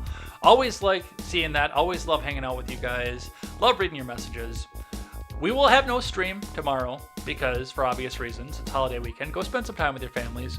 Go grill and go visit a cemetery and remember those who gave all for your freedom. Or the freedom of another nation, depending on which way you look at it. But remember those, remember our military and our vets. They still do a service to the country, even if I don't agree with the services that they're setting out for. They still put their life on the line for this country. So make sure you guys go do that and enjoy your 3-day weekend. We will be back here on Monday, by the way, for more contemporary, bright and early. I'm not going to change the schedule for that, so come and hang out with us on Memorial Day. Bright and early in the morning. We'll maybe do some special Memorial Day stuff, so that'll be cool. Looking forward to that. And Monday night for the Red Net Show featuring special guest John, who's setting in because Elaine is going off and camping with her boyfriend. So definitely looking forward to that as well. We've got some great stuff coming in for that. It's going to be a great time. Otherwise, we will be back here for more contemporary. Until then, I'm Jay Edgar, and this is Contemporary. And remember, stick around because we're going to raid the Daily Ignoramus if you're over on the Twitch side. Take care, everyone. Have a great day.